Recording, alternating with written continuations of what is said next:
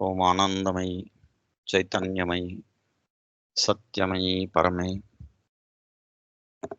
ಜಗತಃ ಪಿತರೌ ಒಂದೇ ಶ್ರೀ ಮಿರಾ ಅರವಿಂದೌ. ಓಂ ಶ್ರೀ ಅರವಿಂದ ಮಿರಾ. ಈ ದಿವಸದಿಂದ ನಾವು ಶ್ರೀ ಅರವಿಂದರ ಕರ್ಮ ಸಿದ್ಧಾಂತ ಅಧ್ಯಯನವನ್ನು ಪ್ರಾರಂಭ ಮಾಡ್ತಾ ಇದ್ದಾವೆ.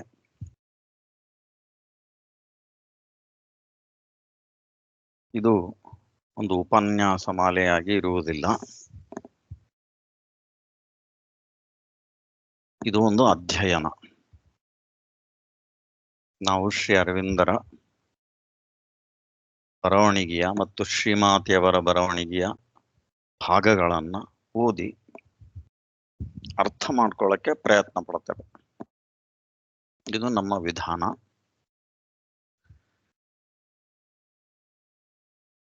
ನಾವು ಮೊಟ್ಟ ಮೊದಲು ಶ್ರೀ ಅರವಿಂದರ ಆಧಾರ ಗ್ರಂಥಗಳನ್ನ ಯಾವುದು ನಾವು ಆರಿಸ್ಕೊಂಡಿದ್ದೇವೆ ಅನ್ನೋದನ್ನ ನೋಡುವ. ಶ್ರೀ ಅರವಿಂದರು ದ ಪ್ರಾಬ್ಲಮ್ ಆಫ್ ರೀಬರ್ತ್, ಪುನರ್ಜನ್ಮದ ಸಮಸ್ಯೆ ಅನ್ನೋ ಪ್ರಬಂಧ ಮಾಲೆಯನ್ನ ಬರೆದಿದ್ದಾರೆ.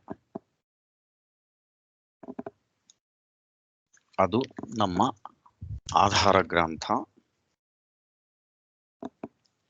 ಅದರಲ್ಲಿ ಮೊದಲನೇ ಚಾಪ್ಟರ್ ರೀಬರ್ತ್, ಪುನರ್ಜನ್ಮ. ಅದು ಹೀಗೆ ಪ್ರಾರಂಭ ಆಗ್ತದೆ. The theory of rebirth is almost as ancient as thought itself, and its origin is unknown.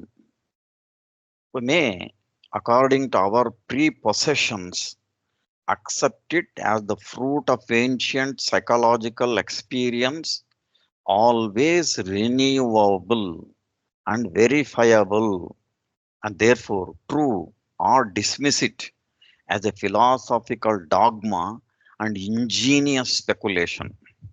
But in either case, the doctrine, even as it is in all appearance, well nigh as old as human thought itself, is likely also to endure as long as human beings continue to think. ಇದು ಪ್ರಾರಂಭದ ಶ್ರೀ ಅರವಿಂದರ ವಾಕ್ಯ. ಇದರ ಒಂದು ಸರಳ ಕನ್ನಡ ಅನುವಾದ ಹೀಗೆ ಮಾಡಿದ್ದೇನೆ. ಪುನರ್ಜನ್ಮ ಸಿದ್ಧಾಂತವು ಮಾನವನ ಚಿಂತನೆಯಷ್ಟೇ ಪುರಾತನವಾದುದಾಗಿದ್ದು ಅದರ ಮೂಲವು ನಮಗೆ ತಿಳಿದಿಲ್ಲವಾಗಿದೆ.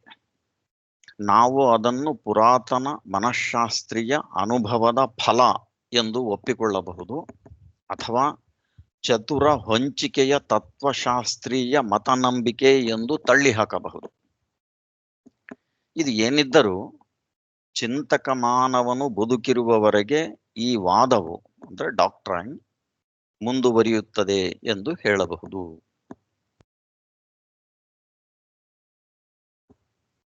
ಪ್ರತಿ ಬಾರಿನೂ ನಾವು ಮೂಲ ಆಂಗ್ಲಕ್ಕೆ ಹೋಗೋದು ಉಳಿದಿದ್ದವರಿಗೆ ಸ್ವಲ್ಪ ಕಷ್ಟ ಅನಿಸ್ಬೋದು. ಹಾಗಾಗಿ ನಾವು ಆಧಾರ ಗ್ರಂಥವಾಗಿ ಕನ್ನಡದಲ್ಲಿ ಬಂದಿರುವಂಥ 2 ಪುಸ್ತಕಗಳಿವೆ. ಒಂದು ಸಂಗ್ರಹ ಅನುವಾದ, ಅದು ದ ಪ್ರಾಬ್ಲಮ್ ಆಫ್ ರೀಬರ್ತ್, ಅದರ ಸಂಗ್ರಹ. ಪುನರ್ಜನ್ಮದ ಸಮಸ್ಯೆ ಅಂತ ಸಿಂಹ ಅವರು ಅದನ್ನ ಸಂಗ್ರಹಿಸಿದ್ದಾರೆ ಮತ್ತು ಅನುವಾದನ ಮಾಡಿದ್ದಾರೆ. ಅದು ಸ್ವಲ್ಪ ಕ್ಲಿಷ್ಟ ಇದೆ, ಯಾಕಂದ್ರೆ ಓದಿದವರು 4 ಜನ ಇದು ಕ್ಲಿಷ್ಟ ಇದೆ ಅಂತ ಹೇಳಿದ್ದಕ್ಕೆ ಅದರ ಮೇಲೆ ಒಂದು ಬಗೆಯ ಭಾಷ್ಯ ಸರಳೀಕರಣ ಮಾಡಿ ಮುಖ್ಯ ತತ್ವಗಳನ್ನಷ್ಟೇ, ವಿಶೇಷವಾಗಿ ಕರ್ಮ ಸಿದ್ಧಾಂತದ ಎಳೆಗಳನ್ನೆಲ್ಲ ಸೇರಿಸಿ ಅವರು ಇನ್ನೊಂದು ಪುಸ್ತಕವನ್ನು ಬರೆದಿದ್ದಾರೆ. ಅದು ಶ್ರೀ ಅರವಿಂದರ ಕರ್ಮ ಸಿದ್ಧಾಂತ ಅಂತ. ಹಾಗಾಗಿ ನಮಗೆ ಈ 3 ಪುಸ್ತಕಗಳು ಆಧಾರಗಳು. ಅದರ ಮೇಲೆ ನಾವು ನಮ್ಮ ಅಧ್ಯಯನವನ್ನ ಮುಂದುವರಿಸ್ತೇವೆ.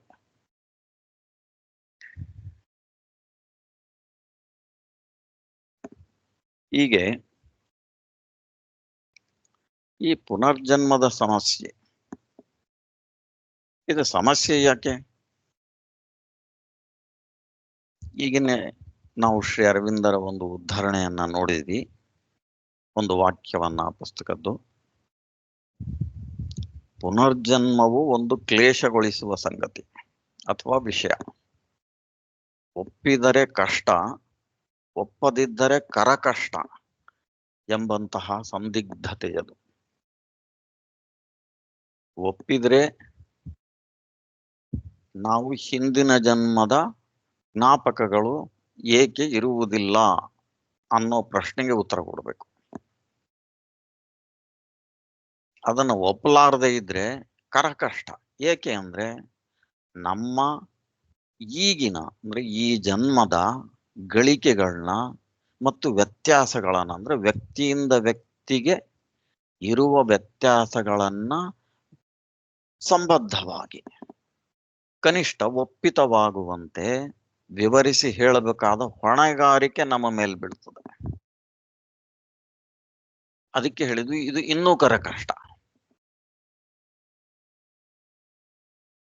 ನಮಗನ್ನಿಸ್ತದೆ ಇದನ್ನ ಶ್ರೀ ಅರವಿಂದರು ಬಹುಶಃ ಒಂದು ಉದ್ದಾಮವಾದ ಲಾಜಿಕಲ್ ರೀಸನಿಂಗ್ ನಿಂದ ನಮ್ಮ ತತ್ವಶಾಸ್ತ್ರದ ಸಂಸ್ಕೃತ ಮಹಾಪಂಡಿತರುಗಳು, ಹೇಗೆ ಘಟಪಟಾದಿ ಪಂಡಿತರು ಅಂತ ಕರಿತೇನೆ ನಾನು ಅವರಿಗೆ, ಅಥವಾ ಶುಕ್ತಿರಜ, ಸರ್ಪರಜ್ಜು, ಬಿಂಬ ಪ್ರತಿಬಿಂಬ, ಹೀಗೆ ಈ ಪಂಡಿತರುಗಳು ಯಾವ ರೀತಿ ತಾರ್ಕಿಕವಾಗಿ ನಮ್ಮ ಮುಂದೆ ವಿಷಯ ಮಂಡನೆ ಮಾಡಿ ಒಂದು ಸಂಗತಿಯನ್ನ ಸ್ಥಾಪನೆ ಮಾಡೋಕೆ ಹೋಗ್ತಾರೆ. ಅಂತಹುದೇ ಒಂದು ಲಾಜಿಕ್ಕನ್ನ, ತರ್ಕವನ್ನ ನಾವು ಶ್ರೀ ಅರವಿಂದರಿಂದ ಎಕ್ಸ್ಪೆಕ್ಟ್ ಮಾಡ್ತೇವೆ. ಕನಿಷ್ಠ ನಾನು ಮಾಡಿದ್ದೆ. ವಿಚಿತ್ರವಾಗಿ ಶ್ರೀ ಅರವಿಂದರು ಈ ಯಾವುದೇ ಬಗೆಯ ತರ್ಕವನ್ನ ಪುನರ್ಜನ್ಮದ ವಿಷಯದಲ್ಲಿ ಕೊಡುವುದಿಲ್ಲ. ಅದನ್ನ ನಾವು ಟೆಕ್ಸ್ಟ್ ಹೋದಾಗ ಮುಂದೆ ನೋಡಬಹುದು. ಇದು ಒಂದು ವಿಚಿತ್ರ ಅನಿಸ್ತದೆ. ಆರ್ಗ್ಯುಮೆಂಟ್ಸ್ ಇಂದ ಅವ್ರು ಎಸ್ಟಾಬ್ಲಿಷ್ ಮಾಡ್ತಾರೆ ಅಂದ್ರೆ ಅವರು ತರ್ಕವನ್ನ ಹೆಚ್ಚು ಬೆಲೆ, ಅಂದ್ರೆ ಅದಕ್ಕೆ ಅತಿ ಹೆಚ್ಚು ಮಣೆ ಹಾಕೋದಿಲ್ಲ. ಒಂದೇ ಹೇಳ್ತಾರೆ, ಇದು ಆನುಭವಿಕ ಸಂಗತಿ, ಇದನ್ನ ಒಪ್ಪಿಕೊಂಡಿಯೋ ಇನ್ನ ಸಾಕಷ್ಟು ಸಂಗತಿಗಳು ವಿವರಣೆಗೆ ಒಳಪಡ್ತವೆ. ನಮ್ಮ ಆಧುನಿಕ ವೈಜ್ಞಾನಿಕ ಪರಿಭಾಷೆಯಲ್ಲಿ ಜಡ ವೈಜ್ಞಾನಿಕ ಪರಿಭಾಷೆಯಲ್ಲಿ ಹೇಳಬೇಕಾದ್ರೆ it is a simpler and consistent model. ಮಾಡೆಲ್ಗಳಲ್ಲೇನು ಮಾದರಿ ಅಂತೀವಿ, ಮಾಡೆಲ್ ಬಿಲ್ಡಿಂಗ್, ಸಿಮ್ಯುಲೇಷನ್ ಅಂತನೂ ಅಂತಾರೆ. ಅದರಲ್ಲಿ ಯಾವುದು ಅತಿ ಸರಳವಾಗಿರ್ತದೋ ಅದನ್ನು ಒಪ್ಕೋಬೇಕು ಅಂತಾರೆ. ಒಂದು ಸರಳ ಮಾದರಿಯಿಂದ ನಾವು ಒಂದು ಅತಿ ಕಾಂಪ್ಲಿಕೇಟೆಡ್ ಮಾದರಿ ಇಟ್ಟು ನಿನಗೆ 0.5% ಇಂಪ್ರೂವ್ಮೆಂಟ್ ಆದ್ರೆ ಅದು ಉಪಯೋಗ ರಹಿತ. ಹೌದಿಲ್ಲ? ಇದು ಕಾಮನ್ ಸೆನ್ಸ್. ಆ ದೃಷ್ಟಿಯಿಂದ ಶ್ರೀ ಅರವಿಂದರು ಪುನರ್ಜನ್ಮವನ್ನ ಸ್ಥಾಪನೆ ಮಾಡೋದಕ್ಕೆ ಯಾವುದೇ ತಾರ್ಕಿಕ ವಿವರಣೆಗಳನ್ನು ಕೊಡುವುದಿಲ್ಲ. ಇದು ಜ್ಞಾಪಕ ಇಟ್ಕೋಬೇಕು. ಆಮೇಲೆ ಪುನರ್ಜನ್ಮ ಕರ್ಮ ಸಿದ್ಧಾಂತ ಏನು? ಶ್ರೀ ಅರವಿಂದರು ಪುನರ್ಜನ್ಮದ ಸಮಸ್ಯೆ ಅಂತ ಬರೆದಿದ್ದಾರೆ. ನೀವು ಅದನ್ನ ಸಿಂಹ ಅವರು ಅದನ್ನ ಯಾಕೆ ಕರ್ಮ ಸಿದ್ಧಾಂತ ಮಾಡಿದ್ರು? ಕರ್ಮ ಸಿದ್ಧಾಂತ ಮತ್ತು ಪುನರ್ಜನ್ಮ ಜಂಟಿ, ಜೊತೆಯಾಗೆ ಹೋಗುವಂಥವು. ಒಂದನ್ನು ಬಿಟ್ಟು ಇನ್ನೊಂದು ಸ್ವತಂತ್ರವಾಗಿ ಇರಲಾರದು. ಪುನರ್ಜನ್ಮನ ನಾವು ಮೆಕ್ಯಾನಿಸಮ್ ಅಂತ ಕರೆದ್ರೆ ಅದನ್ನು ಎಕ್ಸಿಕ್ಯೂಟ್ ಮಾಡೋ ಪ್ರಾಸೆಸ್ ಕರ್ಮ. ಹಾಗಾಗಿ ಅವೆರಡು ಜೊತೆಗೇ ಇವೆ. ಜೊತೆಯಾಗಿಯೇ ಹೋಗ್ತವೆ. ಅವು ಎರಡಕ್ಕೂ ತಳಹದಿ ಏನು? ಯಾವುದಕ್ಕಾಗಿ ಇವೆರಡಿವೆ ಅಂದ್ರೆ ಚೈತ್ಯ ಪುರುಷಕ್ಕಾಗಿ ಇವೆ, ಜೀವದ ಬೆಳವಣಿಗೆಗೆ ಇವೆ. ಹಾಗಾಗಿ ಈ ಮೂರು ಚೈತ್ಯ ಪುರುಷ, ಕರ್ಮ, ಪುನರ್ಜನ್ಮ ಅನ್ನೋದು ಮೂರು ತ್ರಿವಳಿ ವಿಭಾವನೆಗಳು, ದ ಟ್ರಯೂನ್ ಕನ್ಸೆಪ್ಷನ್ಸ್. ಇವು ಆಧಾರ ಸ್ತಂಭಗಳು ಶ್ರೀ ಅರವಿಂದರ ತತ್ವಶಾಸ್ತ್ರಕ್ಕೆ. ಈ ಮೂರನ್ನ ಜೊತೆಯಾಗೇ ನೋಡ್ಬೇಕು ನಾವು. ಇದು ಒಂದು ನಮ್ಮ ಬೇಸಿಕ್ ಫ್ರೇಮ್ ವರ್ಕ್. ಹೇಗೆ ನಾವು ಈ ಒಂದರಿಂದ ಇನ್ನೊಂದಕ್ಕೆ ಹಾರ್ತಾ ಇರ್ತೇವೆ, ನಾವು ಎಲ್ಲಿಂದ ಎಲ್ಲಿಗೂ ಬಂದ್ರಲ್ಲ ಅನ್ಸುತ್ತೆ, ಹಾಗೇನೂ ಇಲ್ಲ. ಹೀಗೆ ಈ ಪುನರ್ಜನ್ಮದ ಬಗೆಗೆ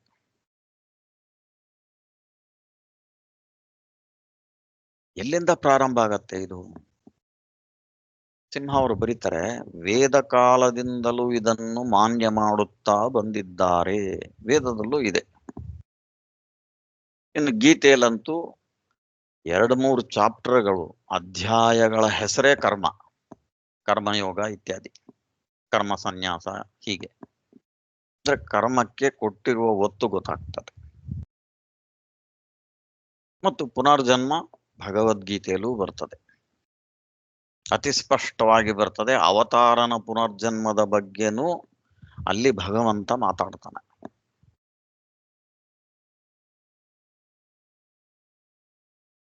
ಇಷ್ಟೆಲ್ಲ ಇದ್ರು, ವೇದಗಳಷ್ಟು ಪುರಾತನ ಆದರೂ ದುರದೃಷ್ಟವಶಾತ್ ಈ ಪುನರ್ಜನ್ಮ ಅಥವಾ ಕರ್ಮ ಸಿದ್ಧಾಂತ ಅನ್ನೋದು ಪಾಪ ಪುಣ್ಯಗಳಾಚೆಗೆ, ಶಿಕ್ಷೆ ಬಹುಮಾನಗಳಾಚೆಗೆ ಬೆಳೆಯದೇ ಇದ್ದುದು ಸೋಜಿಗವನ್ನುಂಟು ಮಾಡುತ್ತದೆ. ಎಷ್ಟು ಕಾಲದಿಂದ ಈ ಸಿದ್ಧಾಂತ ಇದೆ ಅಂದಮೇಲೆ ಅದಕ್ಕೆ ವಿಪುಲವಾಗಿ ಸಾಹಿತ್ಯ ಇರಬೇಕಲ್ಲ. ನಾವು ಅದನ್ನು ಅರಿಸಿದ್ರೆ ನಮಗೆ ಆಶ್ಚರ್ಯಕರವಾಗಿ ಹೆಚ್ಚಿಗೆ ಏನು ಇಲ್ಲ ಅಂತ ಗೊತ್ತಾಗ್ತದೆ. ನೇರವಾಗಿ ಇದನ್ನ ಕೈಗೆತ್ತಿಕೊಳ್ಳುವಂಥವು ಕಠೋಪನಿಷತ್ತು, ಬೃಹದಾರಣ್ಯಕ ಮತ್ತು ಒಂದೆರಡು ಉಪನಿಷತ್ತುಗಳು. ಅವನು ಸಂಪೂರ್ಣವಾಗಿ ಈ ಪುನರ್ಜನ್ಮವನ್ನೇ ಆಯ್ತು, ಕರ್ಮವನ್ನೇ ಆಯ್ತು ಎತ್ಕೊಡೋದಿಲ್ಲ. ಆಶ್ಚರ್ಯ ಅಂದ್ರೆ ಉಳಿದೆಲ್ಲ ವಿಷಯಗಳಲ್ಲಿ ತರ್ಕದ ಬಹಳ ಆಳಗಳಿಗೆ, ಹೇರ್ ಸ್ಪ್ಲಿಟಿಂಗ್ ಲಾಜಿಕ್ ಅಂತಾರೆ, ಈ ಮಟ್ಟಕ್ಕೆ ಹೋಗೋ ನಮ್ಮ ತಾತ್ವಿಕರು, ಸಂಸ್ಕೃತ ಪಂಡಿತರು ಯಾಕೋ ಕರ್ಮ ಸಿದ್ಧಾಂತ ಬಂದಾಗೆ ಸವಕಳಿಯಾಗಿರುವಂತಹ ಒಂದು ಸಾಂಪ್ರದಾಯಿಕ ಅಥವಾ ಜನಜನಿತವಾದ ಕರ್ಮ ಸಿದ್ಧಾಂತವನ್ನೇ ಹೇಳಿ ಜಾರ್ಕೊಂಡ್ಬಿಡ್ತಾರೆ. ಕನಿಷ್ಠ ಇದು ನನ್ನ ಅಬ್ಸರ್ವೇಷನ್. ಉದಾಹರಣೆಗೆ ಭಗವದ್ಗೀತೆಯಲ್ಲಿ ಬರುತ್ತೆ, 4ನೇ ಅಧ್ಯಾಯದ 17ನೇ ಶ್ಲೋಕದಲ್ಲಿ, ಕರ್ಮಣೋ ಹ್ಯಪಿ ಬೋದ್ಧವ್ಯಂ ಬೋದ್ಧವ್ಯಂಚ ವಿಕರ್ಮಣಃ ಅಕರ್ಮಣಶ್ಚ ಬೋದ್ಧವ್ಯಂ ಗಹನಾ ಕರ್ಮಣೋ ಗತಿ. ಬಹಳ ಸೊಗಸಾಗಿ ಹೇಳಿದ್ದಾನೆ ಶ್ರೀಕೃಷ್ಣ. ಗಹನಾ ಕರ್ಮಣೋ ಗತಿ ಅನ್ನೋದನ್ನ ಅಂಡರ್ಲೈನ್ ಮಾಡಬೇಕು. ಕರ್ಮದ ಗತಿ ಬಹಳ ಗಹನ, ಗೂಢವಾದದ್ದು, ಇಂಟ್ರಿಕೇಟ್.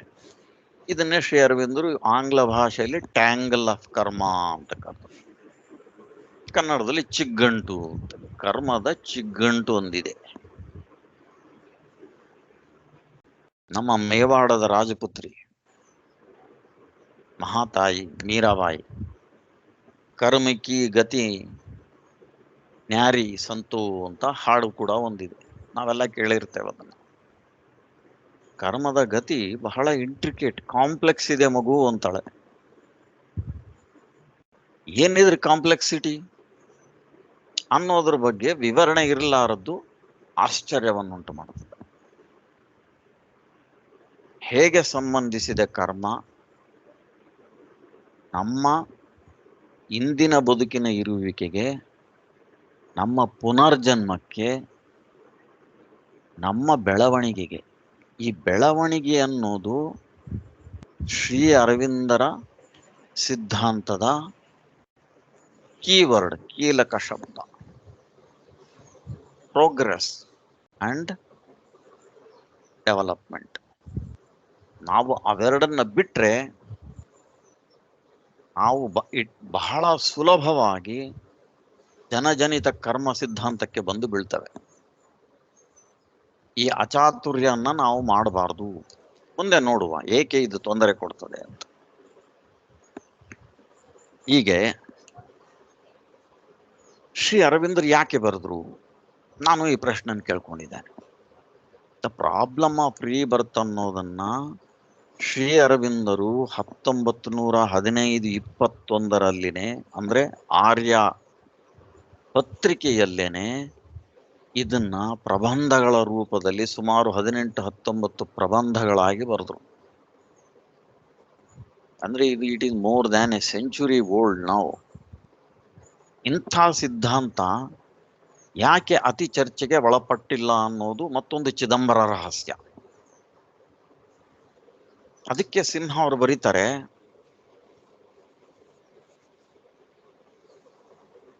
ಕಟ್ಟಿರುವೆಯ ಹುತ್ತಕ್ಕೆ ಕೈ ಹಾಕಿದ ಬಾಲಕನ ದುಸ್ಥಿತಿ ಅಂತಾಗಬಾರದೆಂಬ ವಿವೇಕವು. ಇದೊಂದು ತುಂಬಾ ಕಠಿಣವಾದ ವಿಮರ್ಶೆ ನಮ್ಮ ಹಿಂದಿನ ತಾತ್ವಿಕರ ಎಲ್ಲ ಕರ್ಮದ ವಿವರಣೆಗಳ ಮೇಲೆ, ಇನ್ಕ್ಲೂಡಿಂಗ್ ಭಗವದ್ಗೀತಾ.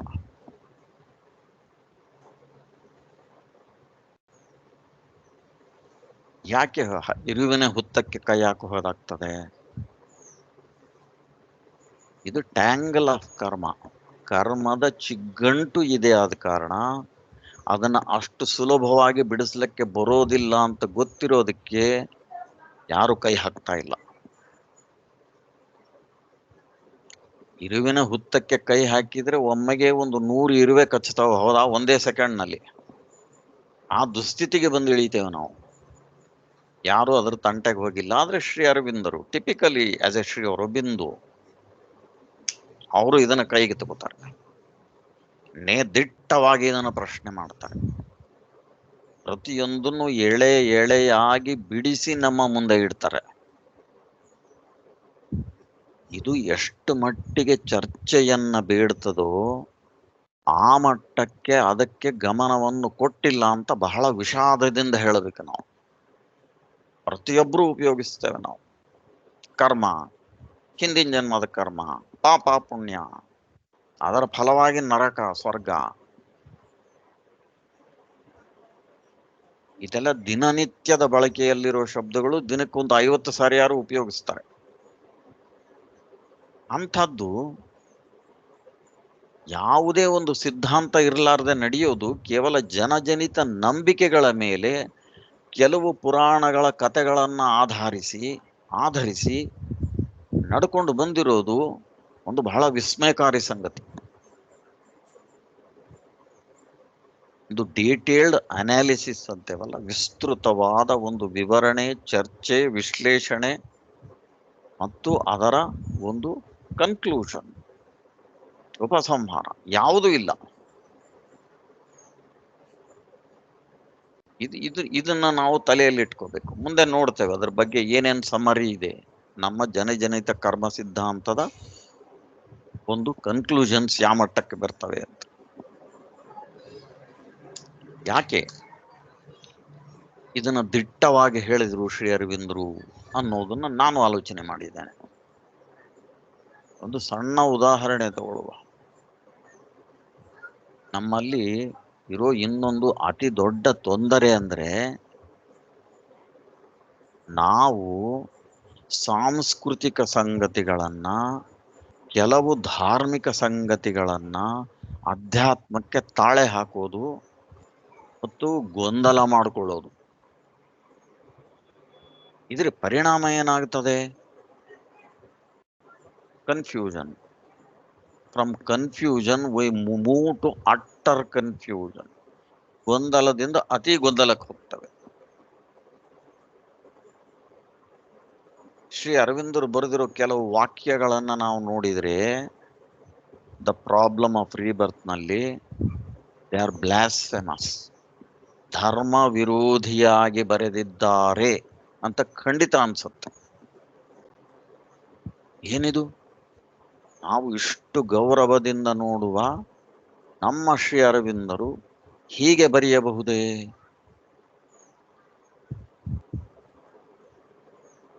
ಈ ಪ್ರಶ್ನೆ ಬಂದಾಗ ನಾನು ಆ ಸ್ಥಳ ಬಂದಾಗ ಹೇಳ್ತೇನೆ. ನಾನು ಒಂದೇ ಒಂದು ಉದಾಹರಣೆ ಕೊಡ್ತೇನೆ ಇಲ್ಲಿ.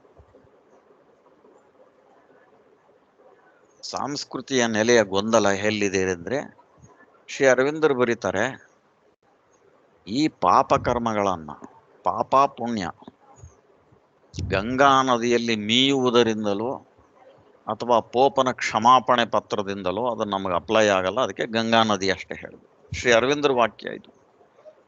ನಾವು ಪಾಪ ವಿಮೋಚನೆ ಮಾಡ್ಕೋಬಹುದು ಎಂಬ ಭ್ರಮೆಯಲ್ಲಿದ್ದೇವೆ ಅಂತಾರೆ. ಇದು ಒಬ್ಬ ಸಾಂಪ್ರದಾಯಿಕ ಹಿಂದುವಿಗೆ ಆಘಾತಕಾರಿಯಾಗಿರುವಂತ ಹೇಳಿಕೆ. ಇದನ್ನ ಯಾರೇ ಆಶ್ರಮದವರು ಸೇರಿ ಅದರಿಂದ ನುಣಿಚಿಕೊಂಡು ಅಥವಾ ಅದಕ್ಕೆ ಕಾಂಪ್ರಮೈಸ್ ಪಾಲಿಶ್ ಮಾಡಿ ಬೇರೆ ರೀತಿ ಹೇಳಬಹುದು. ಶ್ರೀ ಅರವಿಂದರು ದಿಟ್ಟವಾಗಿ ಬರೆದಿದ್ದಾರೆ, ಇದರಲ್ಲಿ ಯಾವ ಸಂಶಯಕ್ಕೂ ಆಸ್ಪದ ಇಲ್ಲ.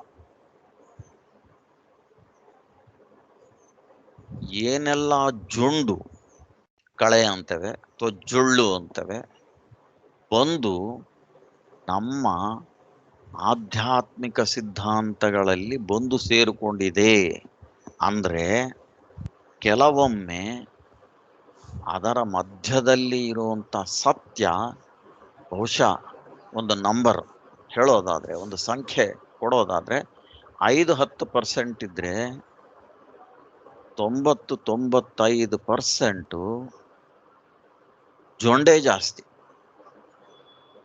ಇದು ಕರ್ಮದ ಟ್ಯಾಂಗಲ್, ಚಿಕ್ಕಂಟು. ಇದನ್ನೆಲ್ಲ ನಾವು ಬಿಡಿಸಿ ಅದರಲ್ಲಿ ಇರುವಂತಹ ಗುಹ್ಯ ತಥ್ಯ ಅಥವಾ ಆಧ್ಯಾತ್ಮಿಕ ಸತ್ಯ ಇದನ್ನು ಹೊರತೆಗೆಯುವುದು ಸಾಮಾನ್ಯರಿಗೆ ಸಾಧ್ಯವಿಲ್ಲ. ಅಂತಲೇ ಶ್ರೀ ಅರವಿಂದರು ಆರ್ಯ ಪತ್ರಿಕೆಯಲ್ಲೇನೆ ದ ಪ್ರಾಬ್ಲಮ್ ಆಫ್ ರೀಬರ್ತ್, ಪುನರ್ಜನ್ಮದ ಸಮಸ್ಯೆಯನ್ನ ಕೈಗೆತ್ಕೋತಾರೆ. ಇದು ಬಹಳ ದಿಟ್ಟವಾಗಿರುವ ಕೆಲಸ. ನನಗೆ ಗೊತ್ತಿರೋಂಗೆ ಯಾರು ಈ ಬಗೆಯ ದಿಟ್ಟವಾದ ವಿಶ್ಲೇಷಣೆಯನ್ನ ಕರ್ಮ ಮತ್ತು ಪುನರ್ಜನ್ಮದ ಬಗ್ಗೆ ಮಾಡಿಲ್ಲ. ಅದು ಎಷ್ಟೇ ಬ್ಲಾಸ್ಫೆಮಸ್, ಧರ್ಮ ವಿರೋಧಿ ಅಂತ ಕಂಡು ಬಂದ್ರು ನಾವು ಅದನ್ನು ಅಭ್ಯಾಸ ಮಾಡದೆ ಬೇರೆ ಮಾರ್ಗವಿಲ್ಲ. ನಾಣ್ಯ ಪಥ ಅಯನಾಯ ವಿದ್ಯತೆ, ಆ ಪರಿಸ್ಥಿತಿ ಇದೆ. ಇದೊಂದು ಏಕೈಕ ಗ್ರಂಥ. ಇದು ಸುಮಾರು 170 ಪುಟಗಳ, ಹೌದು 170 ಪುಟಗಳಷ್ಟು ವಿಸ್ತಾರವಾಗಿರುವಂಥ ಪ್ರಬಂಧಗಳು ಶ್ರೀ ಅರವಿಂದರು ನಮಗೆ ಕೊಡಮಾಡಿರುವುದು ನಮ್ಮ ಒಂದು ಸುಕೃತ. ಅದು ಆಂಗ್ಲ ಭಾಷೆಯಲ್ಲಿ ಇರುವಂಥದ್ದು, ನಾವು ಅರ್ಥ ಮಾಡ್ಕೋಬಹುದಾದ ಸಾಧ್ಯತೆ ಇರುವಂಥ ಭಾಷೆ ಅದು.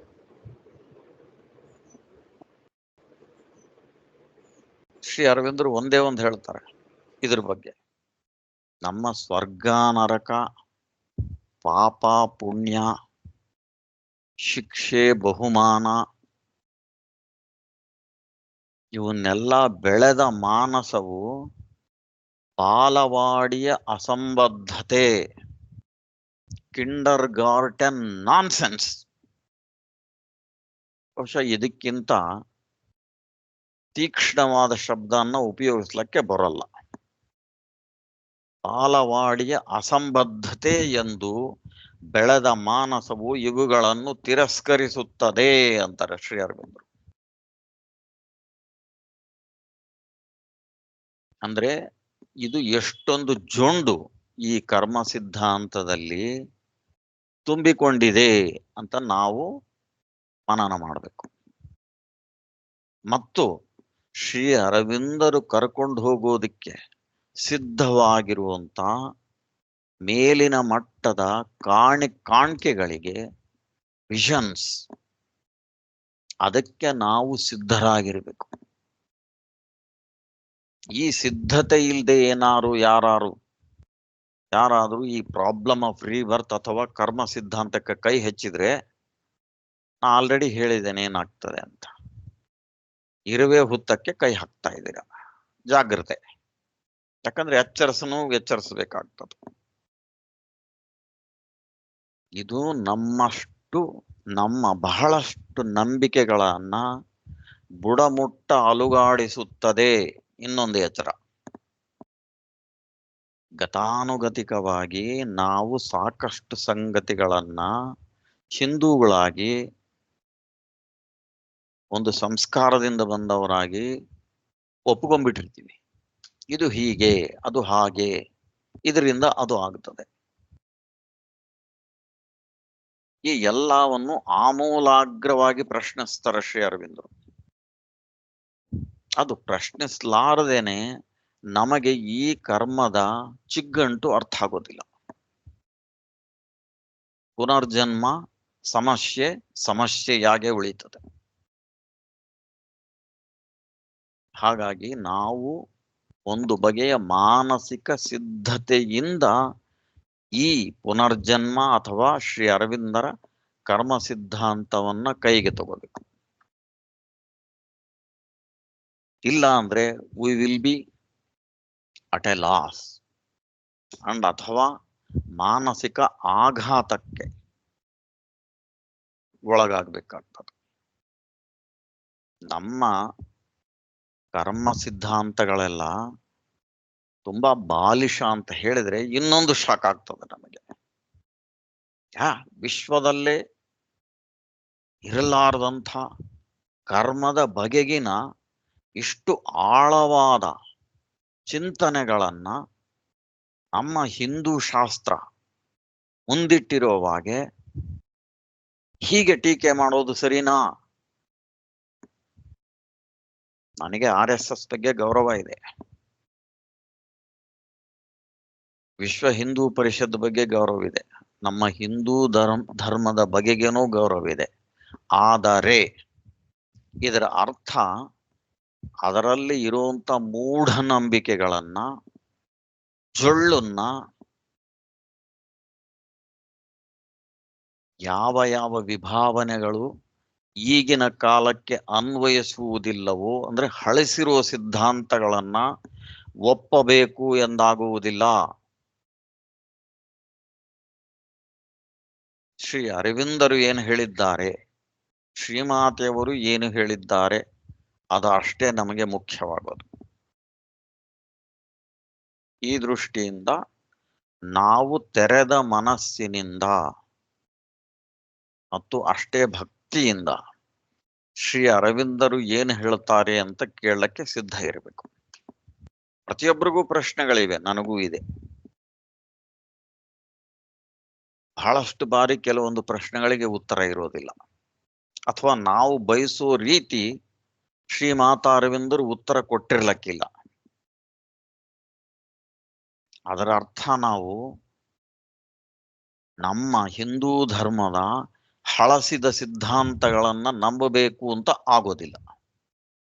ಅದು ತುಂಬಾ ಸರಳ ಇರಬಹುದು. ಅದಕ್ಕೋಸ್ಕರನೇ ಅದು ಸಾಕಷ್ಟು ಅಡ್ಡ ಹಾದಿ ಹಿಡಿಸ್ತಾ ಇದೆ. ಈ ವಿಮರ್ಶೆಯನ್ನ, ಈ ಕರ್ಮ ಸಿದ್ಧಾಂತದ ವಿಮರ್ಶೆಯನ್ನ ನಾವು ಮಾಡಲಾರದಲೇ ಈ ನಿಜ ಮರ್ಮಗಳಿಗೆ, ಅಂದ್ರೆ ಆಧ್ಯಾತ್ಮಿಕ ಸತ್ಯಗಳ ಹತ್ರ ಹೋಗೋದಕ್ಕೆ ಸಾಧ್ಯ ಆಗೋದಿಲ್ಲ. ಏಕೆ ಅನ್ನೋದನ್ನ ನಾವು ಮುಂದೆ ನೋಡ್ತಾ ಹೋಗ್ತೇವೆ. ಈ ಎಲ್ಲಾ ಕಾರಣಗಳಿಂದ ನಾವು ಈ ಶ್ರೀ ಅರವಿಂದರ ಪುನರ್ಜನ್ಮದ ಸಮಸ್ಯೆ, ದ ಪ್ರಾಬ್ಲಮ್ ಆಫ್ ರೀಬರ್ತ್, ಅಥವಾ ಅದರ ಇನ್ನೊಂದು ಹೆಸರು ಏನು, ಶ್ರೀ ಅರವಿಂದರ ಕರ್ಮ ಸಿದ್ಧಾಂತ, ಇದರ ಬಗ್ಗೆ ತೆರೆದ ಮನಸ್ಸಿನಿಂದ ಹೋಗ್ಬೇಕು.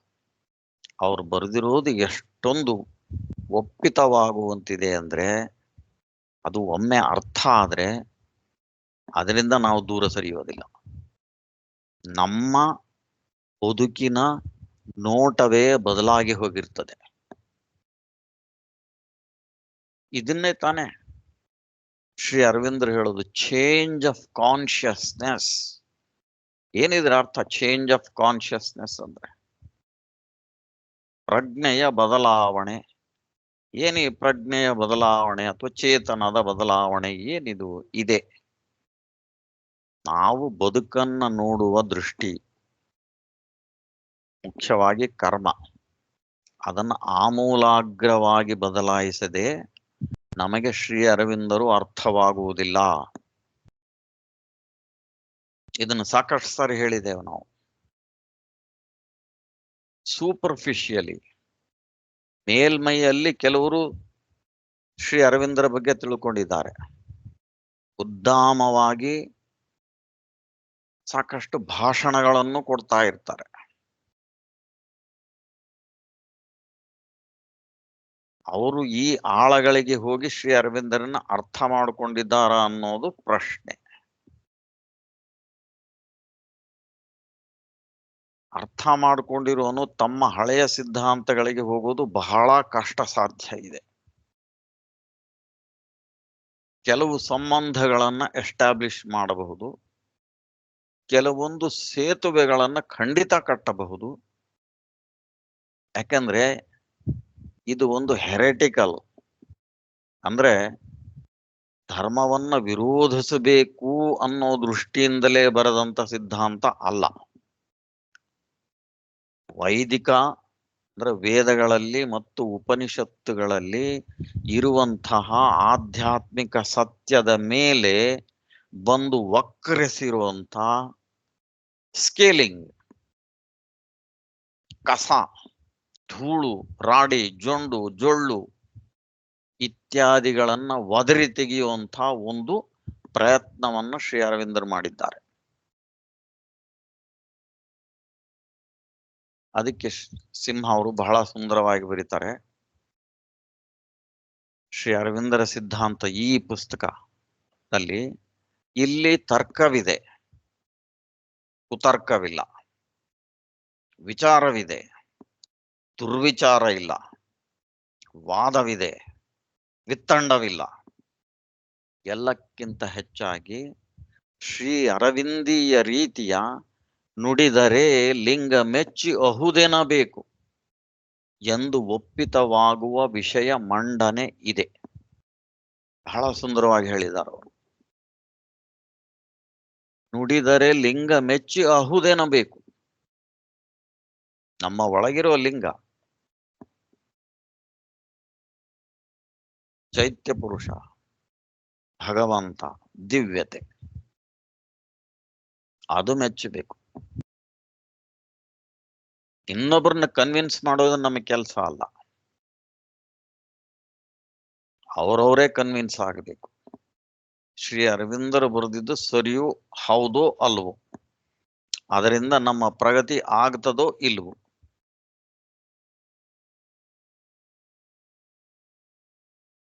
ಈ ಮಟ್ಟದ ತೆರೆದ ಮನಸ್ಸಿನಿಂದ ನಾವು ಶ್ರೀ ಅರವಿಂದರ ಪುನರ್ಜನ್ಮದ ಸಮಸ್ಯೆ ಅಥವಾ ಕರ್ಮ ಸಿದ್ಧಾಂತವನ್ನ ಕೈಗೆತ್ಕೋಬಹುದು. ಈಗ ಸ್ವಲ್ಪ ಆಳಕ್ಕೆ ಹೋಗೋಣ. ಕರ್ಮ ಅಂದ್ರೆ ಏನು? ಹೌದೇ? ಕರ್ಮ ಸಿದ್ಧಾಂತ ಆದ ಕಾರಣ ಕರ್ಮ ಅಂದ್ರೆ ಏನು? ಶ್ರೀ ಅರವಿಂದರು ಲೆಟರ್ಸ್ ಆನ್ ಯೋಗ ವಾಲ್ಯೂಮ್ 1ನೇ ಸಂಪುಟ 477ನೇ ಪುಟದಲ್ಲಿ ಬರೀತಾರೆ, all energies put into activity, thought, speech, feeling, act go to constitute karma. ಬಾಹ್ಯವಾಗಿ ಕೇವಲ ಕೈಯಿಂದ ಕರ್ಮೇಂದ್ರಿಯಗಳಿಂದ ಮಾಡೋದಷ್ಟೇ ಕರ್ಮ ಅಲ್ಲ. ನಮ್ಮ ಚಿಂತನೆಗಳು, ಮಾತು, ಸಂವೇದನೆಗಳು ಅದೂನು ಕರ್ಮದ ಭಾಗ.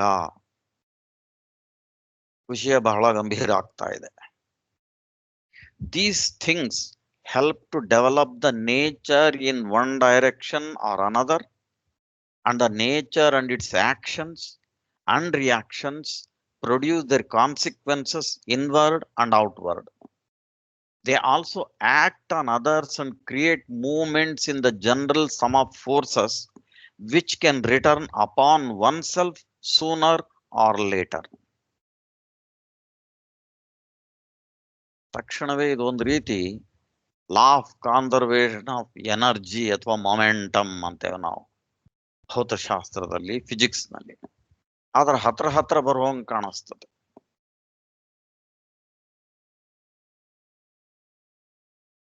ಇನ್ನೊಂದು ನಿರ್ವಚನವನ್ನು ಶ್ರೀ ಅರವಿಂದರು ಕೊಡ್ತಾರೆ. ಕರ್ಮ ಅಂದ್ರೆ ನೀನು ಮುಂದಿಡುವ ವ್ಯಷ್ಟಿ ಸತ್ತೆ ಮುಂದಿಡುವ ಊರ್ಜೆ. ಊರ್ಜೆ ಅಂದ್ರೆ ಎನರ್ಜಿ. ಆ ಊರ್ಜೆ ಸುಮ್ಮನೆ ಹೋಗೋದಿಲ್ವಾ, ಅದಕ್ಕೆ ಪರಿಣಾಮಗಳಿದೆ. ಒಂದು ಸುತ್ತು ಹಾಕೊಂಡು ಮತ್ತೆ ನಿನ್ನ ಹತ್ರ ಬರ್ತದೆ ಅದು. ಇದೇ ಕರ್ಮ ಸಿದ್ಧಾಂತ. ನೀನು ಯಾವ ಬಗೆಯ ಊರ್ಜೆಯನ್ನು ಮುಂದಿಟ್ಟಿದ್ದಿ, ಯಾವ ಒಂದು ಚಿಂತನೆಯಿಂದ ಮುಂದಿಟ್ಟಿದ್ದಿ, ಯಾವ ಇಂಟೆನ್ಷನ್ ಉದ್ದೇಶದಿಂದ ಮುಂದಿಟ್ಟಿದ್ದಿ, ಅದೇ ಪ್ರಕಾರವಾಗಿ ಅದು ಹಿಮ್ಮರಳಿ ಬರ್ತದೆ. ಈ ಕರ್ಮಗಳೆಲ್ಲವೂ ಒಂದು ಸಮಾಜದಲ್ಲಿ ಮಾತ್ರ ಅರ್ಥವನ್ನು ಪಡಿತವೆ. ಮಾನವ ಬೇಸಿಕಲಿ ಸಮಾಜ ಜೀವಿ. ನಮ್ಮ ಸಮಾಜಶಾಸ್ತ್ರಜ್ಞರು ವಿವರಿಸುವಂತೆ ಅದು ಒಂದು ಮನುಷ್ಯನ ಕೇವಲ ಅಗತ್ಯ ಮಾತ್ರ ಅಲ್ಲ, ಅದಕ್ಕೆ ಆಧ್ಯಾತ್ಮಿಕ ಅರ್ಥವೂ ಇದೆ. ಅದನ್ನು ಶ್ರೀ ಅರವಿಂದರು ಹೇಳ್ತಾರೆ. They also act on others and create movements in the general sum of forces. ಹಾಗಾಗಿ ಕರ್ಮಕ್ಕೆ ಒಂದು ಸಾಮಾಜಿಕ ಆಯಾಮ ಇದೆ, ಸೋಷಿಯಲ್ ಡೈಮೆನ್ಷನ್. ತಾತ್ವಿಕರು, ನಮ್ಮ ಹಿಂದಿನ ತಾತ್ವಿಕರು ಹೆಚ್ಚು ಕಡಿಮೆ ಎಲ್ಲರೂ ಮರ್ತಿರೋ ಅಂಶ ಅಂದ್ರೆ ಇದು. ಸಾಮಾಜಿಕ ಆಯಾಮ ಇರೋದನ್ನ ಅವರು ಗಣನೆ ಮಾಡಲಿಲ್ಲ. ನೀನು ಮಾಡೋ ಕರ್ಮಗಳು ಕೇವಲ ನಿನಗಷ್ಟೇ ಸಂಬಂಧಿಸಿದವು. ಅದರ ಪಾಪ ಪುಣ್ಯಗಳ ಪರಿಣಾಮ ನಿನಗೆ ಮಾತ್ರ ಸಂಬಂಧಿಸ್ಬಿಡ್ತದೆ, ಬೇರೆಯವರಿಗೆ ಹೋಗುವುದಿಲ್ಲ ಅನ್ನೋ ರೀತಿ ಸಿದ್ಧಾಂತಗಳನ್ನು ಬರೆದಿದ್ದಾರೆ. ಅಪರೂಪವಾಗಿ ಒಂದಷ್ಟು ಹೆಚ್ಚಿನ ವಿವರಣೆಗಳಿರಬಹುದು. ಒಟ್ಟಾರೆ ಅವರ ಅಭಿಪ್ರಾಯ ಇದು ವ್ಯಷ್ಟಿಯ ಮಾತ್ರ. It is two individualistic. ಇದನ್ನ ಶ್ರೀ ಅರವಿಂದರು ಒಪ್ಪುವುದಿಲ್ಲ. ಅನಿವಾರ್ಯವಾಗಿ, ಇನೆವಿಟಬ್ಲಿ ನಮ್ಮ ಕರ್ಮಕ್ಕೆ ಒಂದು ಸಾಮಾಜಿಕ ಆಯಾಮ ಇದ್ದೇ ಇದೆ. ಆಮೇಲೆ thoughts ಅನ್ಎಕ್ಸ್ಪ್ರೆಸ್ಡ್ can also go out as forces and produce their effects. It is a mistake to think that a thought or will can have effect only when it is expressed in speech or act. The unspoken thought, the unexpressed will are also active energies and can produce their own vibrations, effects or reactions. ಇದು ಶ್ರೀ ಅರವಿಂದರ ಕರ್ಮದ ಒಂದು ನಿರ್ವಚನ ಅಥವಾ ನಿರೂಪಣೆ. ಬಹಳ ಆಳವಾಗಿ ಹೋಗ್ತಾ ಇದೆ.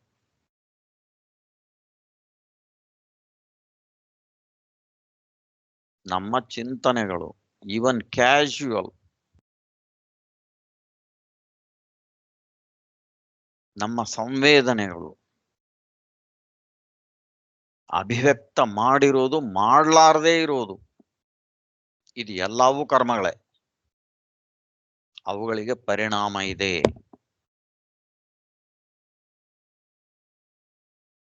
ಈ ಕರ್ಮದ ಟ್ರ್ಯಾಂಗಲ್ನ ಮುಂದೆ ನೋಡ್ತೇವೆ ನಾವು ಸಿಗ್ಗಂಟನ್ನ. ಈ ಪರಿಣಾಮಗಳು ತಕ್ಷಣವೇ ಬರುವುದಿಲ್ಲ. ಹೌದೇ? ನಾನು ದುಷ್ಕರ್ಮ ಮಾಡಿದೆ ಇವತ್ತೊಂದು, ಅದು ಪರಿಣಾಮ ಬಹುಶಃ ಮುಂದಿನ 5 ನಿಮಿಷದಲ್ಲೇ ಬಂದು ಬಿಟ್ಟಿದ್ರೆ ಬಹುಶಃ ಮನುಷ್ಯ ಜಾಣನಾಗ್ತಿದ್ದ. ಉದಾಹರಣೆಗೆ ನಾನು ಆಫೀಸ್ನಲ್ಲಿ ಭ್ರಷ್ಟಾಚಾರಿ ಆಗ್ತೇನೆ, ಉಳಿದಿದ್ದವರ ಸಂಪತ್ತನ್ನ ಹರಣ ಮಾಡ್ತೇನೆ, ಪಬ್ಲಿಕ್ ಪ್ರಾಪರ್ಟಿ. ಇದರ ಪರಿಣಾಮ ಯಾವಾಗ ಗೊತ್ತಾಗ್ತದೆ? ನಮ್ಮ ಸುಪ್ರೀಂ ಕೋರ್ಟ್ ಅಂತದಕ್ಕೆ ಏನಾದ್ರು ಹಾಕಿದ್ರೆ 30 ವರ್ಷದ ಆದ ನಂತರ ನಿಮಗೆ ನಿರ್ಣಯ ಬರ್ತದೆ. ಹೌದೇ? ತಮಾಷೆ ಮಾಡ್ತಾ ಇಲ್ಲ ನಾನು. ಅಂದ್ರೆ ಕರ್ಮಕ್ಕೆ, ಕರ್ಮದ ಪರಿಣಾಮಕ್ಕೆ, ಅದರ ಫಲಿತಕ್ಕೆ ಯಾಕೋ ಒಂದು ಟೈಮ್ ಗ್ಯಾಪ್, ಕಾಲಾವಧಿ, ಮಧ್ಯಂತರದ ಕಾಲಾವಧಿ ಒಂದಿದೆ.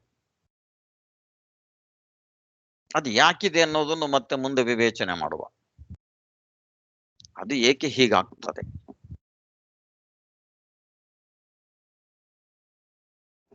ಕರ್ಮ ಅಂದ್ರೆ ಏನು ಹೇಳಿದ್ವಿ, ಕರ್ಮದ ಪರಿಣಾಮ ನೋಡಿದ್ವಿ, ಅದು ವಾಪಸ್ ಬರೋದಕ್ಕೆ ಕರ್ಮ ಸಿದ್ಧಾಂತ ಅಂತೇವೆ. ಅದು ಒಂದು ಸಂಕೀರ್ಣವಾಗಿದೆ, ಆದ ಕಾರಣ ಬಹಳ ಸೂಕ್ಷ್ಮವಾದ ವಿಶ್ಲೇಷಣೆಯಿಂದ ನಾವು ಈ ಕಾಸ್ ಅಂಡ್ ಇಫೆಕ್ಟ್, ಕಾರಣ ಕಾರ್ಯ ಸಂಬಂಧವನ್ನ ಹುಡುಕಬೇಕಾಗ್ತದೆ. ತಕ್ಷಣ ಇಲ್ಲೊಂದು ದೋಷ, ನಮ್ಮ ಸಾಂಪ್ರದಾಯಿಕ ಸಿದ್ಧಾಂತಗಳ ದೋಷ ತಲೆ ಹಾಕ್ತದೆ. ಏನು? ಸಿಂಹ ಅವರು ಬರೀತಾರೆ, ಮಾನವನು ಮಾಡುವ ಸರಿ ತಪ್ಪು ಕರ್ಮಗಳೆಲ್ಲ, ಸತ್ಕರ್ಮ ದುಷ್ಕರ್ಮಗಳೆಲ್ಲ ಚಿತ್ರಗುಪ್ತನ ನಾಣ್ಯ ವಿನಿಮಯ ಕಚೇರಿಯಲ್ಲಿ ಪುಣ್ಯ ಪಾಪಗಳಾಗಿ ಬದಲಾವಣೆಗೊಂಡು ವ್ಯಷ್ಟಿ ಜೀವದ ಖಾತೆಗೆ ಜಮೆಯಾಗಿ ಬಿಡುವುದು ಬಿಡಿಸಲಾಗದ ಚಿಗ್ಗಂಟು.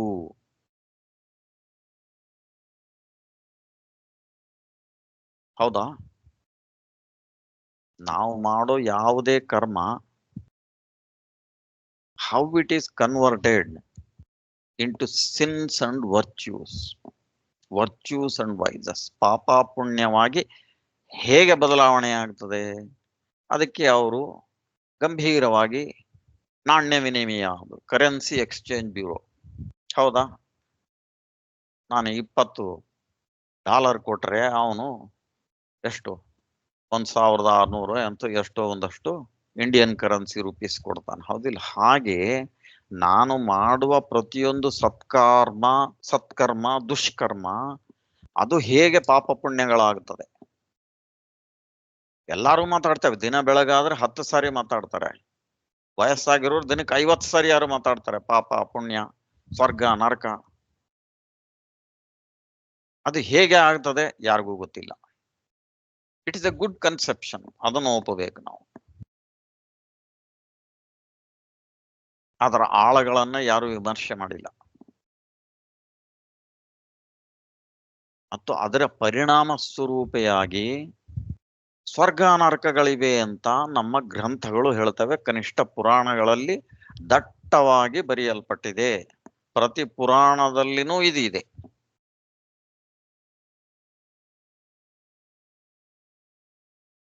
ದಿನ ಬೆಳಗಾದ್ರೆ ಒಂದೊಂದು 8 ವಾಟ್ಸಪ್ ಮೆಸೇಜ್ಗಳು ಬರ್ತವೆ. ಈ ಹಳೆಯ ಅಥವಾ ಜನಜನಿತವಾದ ಕರ್ಮ ಸಿದ್ಧಾಂತದ ಪುಷ್ಟೀಕರಣ ಅನ್ನುವಂತೆ ಸಾಕಷ್ಟು ಮಾಹಿತಿ ನಿಮಗೆ ದಿನಾಗ್ಲೂ ಬರ್ತಾನೆ ಇರ್ತದೆ. ಅವನ್ನೆಲ್ಲ ಓದಿದ ತಕ್ಷಣ ನನಗೆ ಇದೇ ಶಬ್ದ ಜ್ಞಾಪಕ ಬರ್ತದೆ, ಶ್ರೀ ಅರವಿಂದರದು. ಬಾಲವಾಡಿಯ ಅಸಂಬದ್ಧತೆ, ಕಿಂಡರ್ ಗಾರ್ಟನ್ ನಾನ್ ಸೆನ್ಸ್, KG LKG UKG ನಾನ್ ಸೆನ್ಸ್ ಅಂತಾರೆ ಶ್ರೀ. ಅದೇ ಶಬ್ದ ಜ್ಞಾಪಕ ಬರ್ತದೆ. ಯಾಕೆ? ಇಲ್ಲಿ ಒಂದು ಚಿಂತನೆ ಇದೆ, ಆಳವಾದ ಚಿಂತನೆ. ಏನು? ಒಂದು ಆಧ್ಯಾತ್ಮಿಕ ಸತ್ಯ ಇದೆ, ಒಂದು ಗುಹ್ಯ ತಥ್ಯ ಇದೆ, ಅಕಲ್ಟ್ ಫ್ಯಾಕ್ಟ್ ಅಥವಾ ವೇದ ಉಪನಿಷತ್ತುಗಳಂಥ ಅಂತರ್ಬೋಧ ಕಾವ್ಯಗಳ ಕಾಣಿಕೆ ಇದೆ. ಅದರ ಒಂದು ಎಳೆ ಸತ್ಯವನ್ನು ತಗೊಂಡು ಅದರ ಮೇಲೆ ಕಟ್ಟಿರುವಂತಹ ಒಂದು ಮಿಥ್ಯಾ ಬಂಗಲೇನು ಇದೆ. ನಾವು ಭಂಜಿಸಬೇಕಾಗಿದ್ದು ಅಂದ್ರೆ ಒಡೆಯಬೇಕಾಗಿದ್ದು ಈ ಮಿಥ್ಯಾ ಬಂಗಲೆಯನ್ನ. ಅದು ಒಡಿಲಾರ್ದೇನೆ ನಮಗೆ ಒಳಗಿರುವಂತ ಗುಹ್ಯ ತಥ್ಯ ಆಗ್ಲಿ ಆಧ್ಯಾತ್ಮಿಕ ಸತ್ಯ ಆಗ್ಲಿ ಕೈ ಸಿಗೋದಿಲ್ಲ. ಮಂತ್ರಕ್ಕಿಂತ ಉಗುಳೇ ಜಾಸ್ತಿ ಅಂತಾರ ನಮ್ಮಲ್ಲಿ. ಹಾಗೆ ಸತ್ಯಕ್ಕಿಂತ ಅದರ ಮೇಲೆ ಪೇರಿಸಿಟ್ಟ ಜೊಂಡೆ ಜಾಸ್ತಿ ಆಗಿಬಿಟ್ಟಿದೆ, ವಿಶೇಷವಾಗಿ ಕರ್ಮ ಸಿದ್ಧಾಂತದಲ್ಲಿ.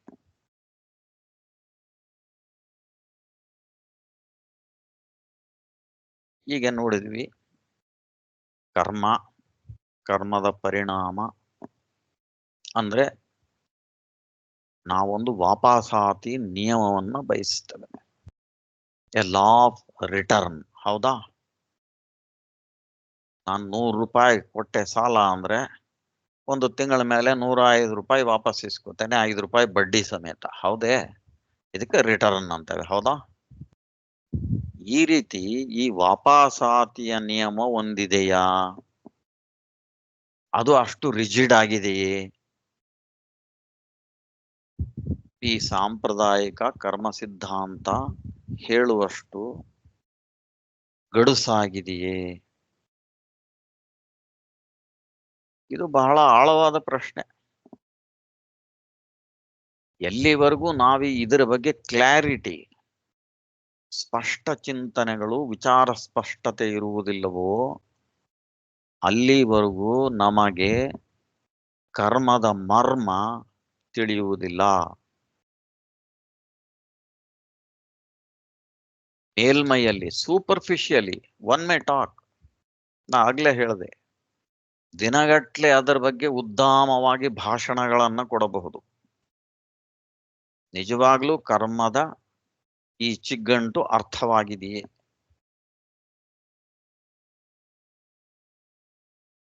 ಈ ನಿಯಮ ಇದೆ, ಇರಲೇಬೇಕಲ್ವಾ? ಈ ವಾಪಸಾತಿಯ ಲಾ ಆಫ್ ರಿಟರ್ನ್ ಏನಿದೆ, ಯಾವ ನಿಯಮವನ್ನು ಫಾಲೋ ಮಾಡುತ್ತದೆ? ಅದಕ್ಕೆ ಕನಿಷ್ಠ ಗೈಡ್ ಲೈನ್ಸ್ ಯಾವುವು?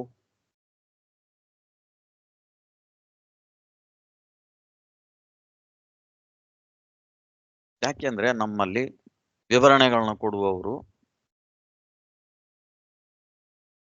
ಮಾತೆತ್ತಿದರೆ ಪುನರ್ಜನ್ಮವನ್ನು ಸಹಾಯಕ್ಕೆ ಕರೆದು ಅದರ ಮರೆಯಲ್ಲಿ ರಕ್ಷಣೆ ತೆಗೆದುಕೊಳ್ಳುವುದು ಸರಿಯೇ? ಈಗ ಒಳ್ಳೆಯ ವ್ಯಕ್ತಿ ಒಬ್ಬ ಇದ್ದಾನೆ, ಸಾಮಾನ್ಯವಾಗಿ ಧಾರ್ಮಿಕ ವ್ಯಕ್ತಿನ ನಾವು ಒಳ್ಳೆಯವನು ಅನ್ಕೋತೇವೆ, ಆ ಮಾತು ಬೇರೆ. ಕನಿಷ್ಠ ಸಾಮಾಜಿಕವಾಗಿ ಅವನು ಭ್ರಷ್ಟಾಚಾರಿ ಅಲ್ಲ, ಮಟ್ಟಸವಾಗಿ ಜೀವನ ಮಾಡ್ಕೊಂಡಿದ್ದಾನೆ, ಅನೈತಿಕ ವ್ಯಕ್ತಿ ಅಲ್ಲ ಸಾಮಾಜಿಕವಾಗಿ. ಅವನು ಸಾಕಷ್ಟು ಬಾರಿ ಹೆಚ್ಚು ಕಷ್ಟಕ್ಕೊಳಗಾಗ್ತಾನೆ. ಇದು ಯಾವ ನ್ಯಾಯ?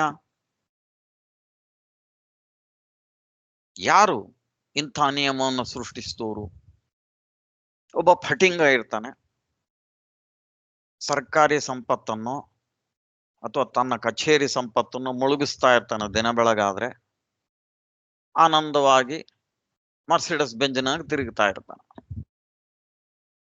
ಇದೇನಿದು ವಿಪರೀತ? ಇದನ್ನ ಹೇಗೆ ಅರ್ಥ ಮಾಡ್ಕೋಬೇಕು ನಾವು? ನಮ್ಮ ಪುರಾತನ ಕರ್ಮ ಸಿದ್ಧಾಂತ ಅಥವಾ ಸಾಂಪ್ರದಾಯಿಕ ಕರ್ಮ ಸಿದ್ಧಾಂತ ಇದನ್ನ ಹೇಗೆ ವಿವರಿಸ್ತದೆ? ಅದು ಎಸ್ಕೇಪಿಸ್ಟ್ ಫಿಲಾಸಫಿ. ಹೇಗೆ ಎಸ್ಕೇಪಿಸ್ಟ್ ಯೋಗಗಳಿವೆಯೋ ನಮ್ಮಲ್ಲಿ, ಪಲಾಯನ ಯೋಗಗಳಿರುವಂತೆ ಪಲಾಯನ ವಿವರಣೆಗಳು ಕರ್ಮ ಸಿದ್ಧಾಂತದ್ದು ಓತಃಪ್ರೋತವಾಗಿವೆ. ಬಹಳ ಸುಲಭವಾಗಿ ಹೇಳ್ಬಿಡ್ತಾರೆ, ಹಿಂದಿನ ಜನ್ಮದಲ್ಲಿ ಅವನು ಬಹಳ ಪುಣ್ಯ ಮಾಡಿರ್ಬೇಕ್ರಿ, ಅದಕ್ಕೆ ಅವನು ಈ ಜನ್ಮದಲ್ಲಿ ಐಭೋಗಗಳನ್ನು ಅನುಭವಿಸ್ತಿದ್ದಾನೆ. ಅದಕ್ಕೆ ನಿಮಗೆ ಯಾಕೆ ಹೊಟ್ಟೆ ಕಿಚ್ಚು? ನಿಮ್ಮ ಹತ್ರ ಮರ್ಸಿಡಸ್ ಬೆಂಜ್ ಇಲ್ಲ ಅಂತನಾ? ಅದೇ ಇರಬೇಕು ಕಾರಣ. ಒಳ್ಳೆಯ ವ್ಯಕ್ತಿ ಕಷ್ಟ ಯಾಕೆ ಬೀಳ್ತಾನೆ? ಅವನು ಹಿಂದಿನ ಜನ್ಮದಲ್ಲಿ ಅತಿ ಪಾಪಿ ಆಗಿದ್ದ, ಆ ಕರ್ಮ ಫಲ ಇವಾಗೆ ಬಾಧಿಸ್ತಾ ಇದೆ ಅವನನ್ನು. ಇದು ಕರ್ಮ ಸಿದ್ಧಾಂತ ವೇದಗಳಲ್ಲಿ ಉಂಟು ಮಾರಾಯರೆ. ಇದನ್ನು ನಾವು ಒಪ್ಪಬಹುದಾ? ಇದು ಪ್ರಶ್ನೆಗಳು. ಯಾಕಂದ್ರೆ ಯಾವ ಒಂದು ತತ್ವ ಸಿದ್ಧಾಂತ ನಮ್ಮ ಇರುವ ಸಂಗತಿಗಳನ್ನು ವಿವರಿಸಲಾರದೋ ಅಂತ ಸಿದ್ಧಾಂತಕ್ಕೆ ಅರ್ಥವಿಲ್ಲ. ನಾವು ನಮ್ಮ ಜಿಡ್ಡಿನಿಂದಾಗಿ ಅದನ್ನು ಮುಂದುವರಿಸಿಕೊಂಡು ಹೋಗಬಹುದು. ಅದರಿಂದ ಕನಿಷ್ಠ ನಮಗಂತೂ ಸುಖ ಇಲ್ಲ. ಈ ದೃಷ್ಟಿಯಿಂದಲೂ ನಾವು ಶ್ರೀ ಅರವಿಂದರ ಕರ್ಮ ಸಿದ್ಧಾಂತವನ್ನ ಆಳವಾಗಿ ತಿಳ್ಕೊಬೇಕಾಗ್ತದೆ. ಅವ್ರೇನ್ ಹೇಳಿದ್ದಾರೆ ಇದಕ್ಕೆ ಉತ್ತರ? ಈಗ ಮೂರನೇದು ಅತಿ ಗಂಭೀರವಾಗಿರುವಂತಹ ಒಂದು ಪ್ರಶ್ನೆ ಬರ್ತದೆ. ಏನು? ನಾವು ಮಾಡುವ ಸತ್ಕರ್ಮಗಳ ಫಲವು ಯಾವಾಗಲೂ ಭೌತಿಕ ಸುಖ ಸಮೃದ್ಧಿ ಐಷಾರಾಮವೇ ಆಗಿರಬೇಕೇ? ಪ್ರಾಣಿಕ ತೃಪ್ತಿಗಳ ಲೋಲುಪ್ತತೆಯೇ ಆಗಿರಬೇಕೇ? ಈ ಪ್ರಶ್ನೆಗೆ ಯಾರು ಉತ್ತರ ಕೊಟ್ಟಿಲ್ಲ. ಮಹಾ ತಾತ್ವಿಕರು ಲಾಘವವನ್ನು ಹೊಂದಿದ್ದಾರೆ. ಬಹಳ ಅಂದ್ರೆ ಈಗಾಗಲೇ ಹೇಳಿದ್ವಿ, they will take cover under rebirth concept, ಹೊರತು ಅದು ವಿವರಣೆ ಕೊಟ್ಟಂಗೆ ಆಗೋದಿಲ್ಲ. ಹಾಗಾಗಿ ನಮ್ಮ ಸಾಂಪ್ರದಾಯಿಕ ಕರ್ಮ ಸಿದ್ಧಾಂತ ಒಂದು ಅತಿ ದೊಡ್ಡ ಗೊಂದಲಿತ ಸಿದ್ಧಾಂತ ಆಗಿದೆ. ಅಂದ್ರೆ ಬಹಳಷ್ಟು ಹುಬ್ಬುಗಳು ಇರ್ತವೆ. ಈ ರೀತಿ ಮಾತನಾಡೋದು ಬ್ಲಾಸ್ಫೆಮಸ್, ಧರ್ಮ ವಿರೋಧಿಯಾಗಿ ಕಂಡು ಬರುತ್ತದೆ. ಅದಕ್ಕೆ ಶ್ರೀ ಅರವಿಂದರಂತಾರೆ, ಮುಯ್ಯಿಗೆ ಮುಯ್ಯಿ ನಿಯಮವು ಸರ್ವಮಾನ್ಯವೇ, ಲೆಕ್ಸ್ ಟ್ಯಾಲಿಯೋನಿಸ್ ಅಂತಾರೆ. ಬಹುಶಃ ಗ್ರೀಕ್ನಲ್ಲೂ ಲ್ಯಾಟಿನ್ನಲ್ಲೂ. ಅಂದ್ರೆ ನೀನ್ ಏನು ಮಾಡ್ತಿ ಅದೇ ವಾಪಸ್ ಬರ್ತದೆ ನೋಡಪ್ಪ. ನೀ ಒಳ್ಳೆ ಕರ್ಮ ಮಾಡ್ದಿ ಒಳ್ಳೇದು ಬರ್ತದೆ, ಕೆಟ್ಟದ್ದು ಮಾಡ್ದಿ ಕೆಟ್ಟದ್ದು ಬರ್ತದೆ. ಆದ್ರೆ ಈಗ್ಲೇ ನೋಡಿದ್ವಿ ಅದು ಅಪ್ಲೈ ಆಗ್ತಾ ಇಲ್ವಲ್ಲಯ್ಯ. ಒಳ್ಳೆ ವ್ಯಕ್ತಿ ಕಷ್ಟ ಬೀಳ್ತಾನೆ, ಒಬ್ಬ ದುಷ್ಟ ಖೋರ ಆನಂದವಾಗಿ ಮರ್ಸಿಡಸ್ ಬೆಂಜಿನಲ್ಲಿ ತಿರುಗ್ತಾನೆ. ಮತ್ತೆ ಈ ಲೆಕ್ಸ್ ಟ್ಯಾಲಿಯೋನಿಸ್ ಎಲ್ಲಿಗೆ ಹೋಯ್ತು? ಶ್ರೀ ಅರವಿಂದ್ರ ಕೇಳೋ ಇನ್ನೊಂದು ಪ್ರಶ್ನೆ, ಭಗವಂತನು ನಿಷ್ಠುರ ನ್ಯಾಯಾಧೀಶನು ಮಾತ್ರವೋ, ಅಥವಾ ಜೀವಗಳ ಉನ್ನತ ಬೆಳವಣಿಗೆಯನ್ನು ಪೋಷಿಸುವವನೂ ಹೌದು? ಇದಕ್ಕೆ ಸಾಂಪ್ರದಾಯಿಕ ಸಿದ್ಧಾಂತದಲ್ಲಿ ಉತ್ತರ ಇಲ್ಲ. ಅವ್ರದ್ದು ಏನಿದ್ರು ಅವರ ತತ್ವಶಾಸ್ತ್ರಗಳಂತೆ ಪಲಾಯನ ಸಿದ್ಧಾಂತಗಳು. ಅವರು ಪಲಾಯನ ಮಾಡ್ತಾರೆ ಉತ್ತರದಿಂದ. ಇಲ್ಲ, they take cover under the title of rebirth. ನಿಜವಾದ ಪುನರ್ಜನ್ಮದ ಅರ್ಥ ಏನು ಅಂತ ನಾವು ಚೈತ್ಯ ಪುರುಷದ ಅಧ್ಯಯನದಲ್ಲಿ ಬಹಳ ಆಳವಾಗಿ ನೋಡಿದ್ದೇವೆ. ನಾವು ಈಗ ಈ ಎಲ್ಲಾ ಸಂಗತಿಗಳನ್ನ ಒಟ್ಟಾಗಿ ಇಟ್ಟು ನೋಡಿದ್ರೆ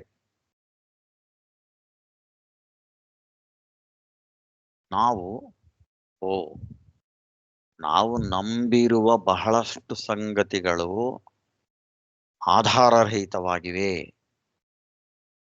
ಅಥವಾ ಈಗಾಗಲೇ ಹೇಳಿದಂತೆ ಎಲ್ಲೋ 2-5% ಒಂದು ಸತ್ಯ ಇದ್ರೆ ಅದರ ಮೇಲೆ 98% ಜುಂಡು ಸೇರಿದೆ.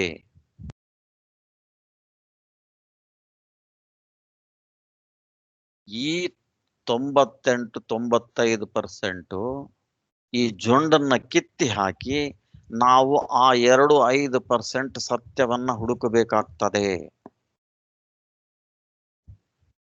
ಅದನ್ನ ಮಾಡುವಷ್ಟು ನಿಶಿತ ಮತಿಗಳು ನಾವಾ ಅಲ್ಲ ಅನ್ನೋದನ್ನ ಕನಿಷ್ಠ ಈ ಉಪನಿಷತ್ ನಂತರದ ಸುಮಾರು 3-4 ಅಥವಾ 5,000 ವರ್ಷಗಳ ನಮ್ಮ ತಾತ್ವಿಕ ಬೆಳವಣಿಗೆ ಪ್ರೂವ್ ಮಾಡಿ ತೋರಿಸ್ತದೆ, ಪ್ರಮಾಣೀಕರಿಸ್ತದೆ. ಏನು ಅಂಥ ನಿಶ್ಚಿತ ಮತಿಗಳು ಹುಟ್ಟಿಲ್ಲ, ಕರ್ಮ ಸಿದ್ಧಾಂತಕ್ಕೆ ಕೈ ಹಾಕಿದವರು ಇಲ್ಲ. ಭಗವದ್ಗೀತೆ ಶ್ಲೋಕ ಕರ್ಮ, ಅಕರ್ಮ, ವಿಕರ್ಮ ಈ ಮೂರುಗಳನ್ನೇ ಎಕ್ಸ್ಪ್ಲೇನ್ ಮಾಡೋದ್ರಲ್ಲೇ ಮಹಾ ತೃಪ್ತಿಯನ್ನ ಕಂಡುಕೋತಾರ ನಮ್ಮ ತಾತ್ವಿಕರು. ಆಸ್ ಇಫ್ ಕರ್ಮವನ್ನೆಲ್ಲ ನಾವು ವಿವರಿಸಿ ಒಗೆದು ಬಿಟ್ಟಿದ್ದೇವೆ ಅಂತ. ಟು ಎಕ್ಸ್ಪ್ಲೇನ್ ಇಟ್ ಅವೇ ಅಂತಾರೆ ಶ್ರೀ ಅರವಿಂದರು. ನಾವು ಅಷ್ಟಕ್ಕೆ ನಿಲ್ಲಬಹುದೇ? ಕನಿಷ್ಠ ಶ್ರೀ ಅರವಿಂದೀಯರಾಗಿ ನಾವು ನಿಲ್ಲುವ ಹಾಗಿಲ್ಲ.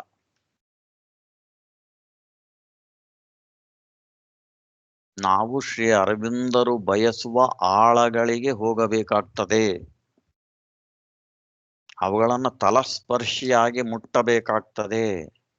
ಎಷ್ಟೇ ನೋವಿನ ಸಂಗತಿಯಾದರೂ ನಮ್ಮ ಹಳೆಯ ಸಿದ್ಧಾಂತಗಳ ಭಂಜನವನ್ನ ಮಾಡಬೇಕಾಗುತ್ತದೆ. ಅದು ಎಷ್ಟೇ ಅಥಾರಿಟಿಯಿಂದ ಬಂದಿರಲಿ. ಉದಾಹರಣೆಗೆ ಭಗವದ್ಗೀತೆಯಲ್ಲಿ ಇದೆಯಲ್ಲ, ಇರಬಹುದು, ಅದು ಬಹಳ ನ್ಯಾರೋ ವಿಷನ್ ಆಫ್ ಟ್ರೂತ್ ಅಂತ ಹೇಳಿದ್ರೆ ಮತ್ತೆ ನಮಗೆ ಇನ್ನೂ ಗಾಬರಿ ಆಗ್ತದೆ. ಅದು ಹೌದು ಅಲ್ವೋ ಅಂತ ನಾವು ಈ ಮುಂದಿನ ಅಧ್ಯಯನದ ಭಾಗಗಳಲ್ಲಿ ನೋಡ್ತಾ ಹೋಗ್ತೇವೆ.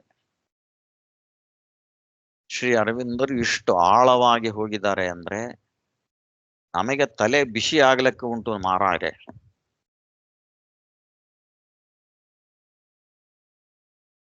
ಇದು ಒಂದು ಬಗೆಯಲ್ಲಿ ಪ್ರಾರಂಭಿಕ ವಿಚಾರಗಳು.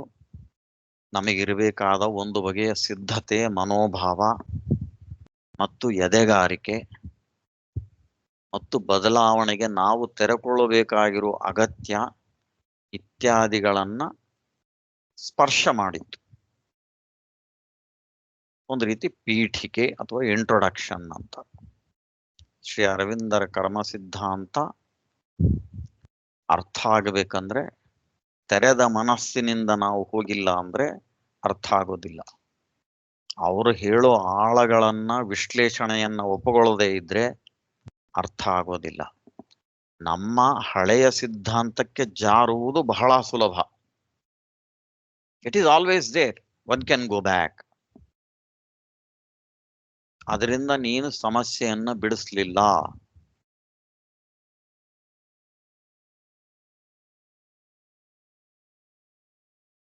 ನಮಗೆ ಶ್ರೀ ಅರವಿಂದರ ಕರ್ಮ ಸಿದ್ಧಾಂತ ಅರ್ಥ ಆದ್ರೆ ನಮ್ಮ ಪ್ರಜ್ಞೆಯ ಬದಲಾವಣೆ ಆಗೇ ಆಗ್ತದೆ, ನೀವು ಅದನ್ನು ಒಪ್ಪಿಕೊಂಡ್ರೆ. ಕಂಡೀಷನಲ್. ಅದಕ್ಕೆ ನಿಬಂಧನೆ ಒಂದೇ, ನೀವು ಅದನ್ನು ಒಪ್ಪಲಕ್ಕೆ ಸಿದ್ಧ ಇರಬೇಕು ಅನ್ನೋದನ್ನ ಮುಂದಿನ ಭಾಗಗಳಲ್ಲಿ ನಾವು ವಿಸ್ತಾರವಾಗಿ ನೋಡೋಣ. ಈಗ ಸಮಯ ಆಗ್ತಾ ಇದೆ. ಈ ದಿವಸ ನಮ್ಮ ಅಧ್ಯಯನವನ್ನ ಇಷ್ಟಕ್ಕೆ ನಿಲ್ಲಿಸುವ.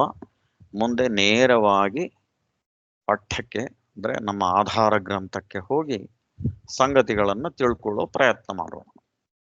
ಎಲ್ಲ ತಿಳಿತೇವೆ ಅಂತಲ್ಲ, ನಮಗೆ ಎಷ್ಟು ಸಾಧ್ಯವಾಗ್ತದೋ, ಎಷ್ಟು ಅರ್ಥ ಮಾಡ್ಕೋಬಹುದು ಅಷ್ಟು. ಯಾಕಂದ್ರೆ ಶ್ರೀ ಅರವಿಂದರ ಬರವಣಿಗೆಗಳನ್ನ ಎಲ್ಲವನ್ನ ಆಮೂಲಾಗ್ರವಾಗಿ ಬಲ್ಲೆನು ಅಂತ ಹೇಳೋರು ಬಹುಶಃ ಯಾರೂ ಇಲ್ಲ. ಅದಕ್ಕೆ ಒಂದು ಒಳ್ಳೆ ಉದಾಹರಣೆಯ ಹೇಳಬೇಕಂದ್ರೆ ಸಕ್ಕರೆ ಬೆಟ್ಟಕ್ಕೆ ಹೋಗಿರುವ ಇರುವೆಯ ಪರಿಸ್ಥಿತಿ. ಇದನ್ನ ಶ್ರೀರಾಮಕೃಷ್ಣರು ಪ್ಯಾರಬಲ್, ನೀತಿ ಕಥೆಯಾಗಿ ಹೇಳ್ತಾರೆ. ಒಂದು ಇರುವೆ ಸಕ್ಕರೆ ಬೆಟ್ಟಕ್ಕೆ ಹೋಯ್ತಂತೆ. ಒಂದು ಕಣ ಅನ್ನ ಬೆನ್ನಿಗೆ ಹಾಕೊಂತು. ಕಣ ಅಂದ್ರೆ ಎಷ್ಟಿರತ್ತೆ? 1 ಮಿಲಿಗ್ರಾಮ್, 2 ಮಿಲಿಗ್ರಾಮ್. ಕಟ್ಟಿರುವೆ ಆದ್ರೆ ಒಂದು 10 ಮಿಲಿಗ್ರಾಮ್ ಇರಬಹುದು. ಹೀಗೆ ನೋಡ್ತಂತೆ ಸಕ್ಕರೆ ಬೆಟ್ಟ. ಮುಂದಿನ ಸಾರಿ ಬಂದಾಗ ನಾ ಈ ಬೆಟ್ಟನ ಹೊತ್ಕೊಂಡು ಹೋಗ್ತೀನಿ ಅಂತ ಹೇಳ್ತಂತೆ. ಇಷ್ಟು ಹಾಸ್ಯಾಸ್ಪದವಾಗಿರ್ತದೆ. ಹಾಗೆ ನಾವು ಶ್ರೀ ಅರವಿಂದನ ಎಲ್ಲಾ ತಿಳ್ಕೊಂಡ್ಬಿಟ್ಟಿವಿ ಅಂತ ಹೇಳಿದ್ರೆ ಅಷ್ಟೇ ಹಾಸ್ಯಾಸ್ಪದವಾಗಿರ್ತದೆ. ಆದ್ರೆ ನನ್ನ ಪಾಲಿನ ಸಕ್ಕರೆ ಕಣನ್ನ ನಾನು ತಗೊಂಡು ಯಾವಾಗ್ಲೂ ಹೋಗಬಹುದು, ಹೌದಿಲ್ಲ? ಹಾಗೆ ನಾವು ಇರುವೆ, ಸಕ್ಕರೆ ಬೆಟ್ಟಕ್ಕೆ ಹೋದ ಇರುವೆಗಳು ನಾವು. ನಮಗೆ ಎಷ್ಟು ದಕ್ಕತದೋ ಅಷ್ಟನ್ನ ನಾವು ತಗೊಂಡು ಬರೋಣ. ಅದು ನಮ್ಮ ಪಾಲಿನ ಬುತ್ತಿ. ಸಿಂಹ ಅವರು ತಮ್ಮ ಕವನ ಸಂಕಲನದಲ್ಲಿ ಇದನ್ನು ತುಂಬಾ ಸುಂದರವಾಗಿ ಹೇಳ್ತಾರೆ. ದಕ್ಕುವುದು ದಕ್ಕಿಗನ ಧರ್ಮದೀವಟಿಗೆ. ಈ ದಿವಸ ಇಲ್ಲಿಗೆ ನಾವು ನಿಲ್ಲಿಸುವ. ಮುಂದಿನ ವಾರ ಮತ್ತೆ ಮುಂದುವರಿಸೋಣ. ಏನಾದ್ರು ತಕ್ಷಣದ ನಮಸ್ಕಾರ ಸರ್, ನಾನು ಪ್ರವೀಣ್ ಪಾಟೀಲ್ ಮಾತಾಡ್ತೀನಿ. ನಮಸ್ಕಾರ, ಹೇಳಿ. ನಮಸ್ಕಾರ. ನೀವು ಇದು ಕೇವಲ ಪ್ರಾಬ್ಲಮ್ ಆಫ್ ರಿಬರ್ತ್ ಅದಷ್ಟೇ ತಗೊಂಡಿದ್ದೀರಾ ಸರ್? ಏನು ಲೈಫ್ ಡಿವೈನು ಮತ್ತು ಲೆಟರ್ಸ್ ಆನ್ ಯೋಗನು ತಗೊಂಡಿದ್ದೀರಾ ಸದ್ಯಕ್ಕೆ? ಇಲ್ಲ, ನಾವು ವಿ ಆರ್ ರಿಸ್ಟ್ರಿಕ್ಟಿಂಗ್. ಯಾಕಂದ್ರೆ ತುಂಬಾ ವಿಶಾಲವಾಗ್ತಾ ಹೋಗ್ಬಿಡ್ತದೆ. ಎಲ್ಲ ಒಂದು ತಗೊಳ್ತಾ ಕೂತ್ಕೊಂಡ್ರೆ ಬೇಕಂದಲ್ಲಿ ಅನುಕೂಲವಾಗಿರೋ ಅಥವಾ ಸಂಬದ್ಧವಾಗಿರೋ ಕೊಟೇಶನ್ ಖಂಡಿತವಾಗಿ ತಗೋಬಹುದು. ಆದ್ರೆ will try to be within some bounds ಅಲ್ವಾ? ಯಾಕಲ್ಲಿ ಎಲ್ಲಾರು ಒಂದು ಬ್ರಾಕೆಟ್ ಹಾಕಿಲ್ಲ ಅಂದ್ರೆ ಡಿಫ್ಯೂಸ್ ಆಗಿಬಿಡ್ತವೆ, ಒಂದು ಫೋಕಸಿಂಗ್ ಇರೋದಿಲ್ಲ. ಆ ದೃಷ್ಟಿಯಿಂದ ಅದರ ಬಗ್ಗೆ ಗೊತ್ತಿರೋರು ಹೇಳೋದಿದ್ರೆ ಖಂಡಿತವಾಗಿ ಹೇಳಬಹುದು. ಅಂದ್ರೆ ಈಗ ಸದ್ಯಕ್ಕೆ ಪ್ರಾಬ್ಲಮ್ ಆಫ್ ರಿಬರ್ತ್ ಅದಷ್ಟೇ ಪುಸ್ತಕದ ವಿವರಣೆ ಮಾಡ್ತಾರೆ. ಹೌದು. ಓಕೆ. ಹಾಗಾದ್ರೆ ಮುಂದಿನ ವಾರ ಮತ್ತೆ ಸೇರುವ. ಎಲ್ಲರಿಗೂ ನಮಸ್ಕಾರ.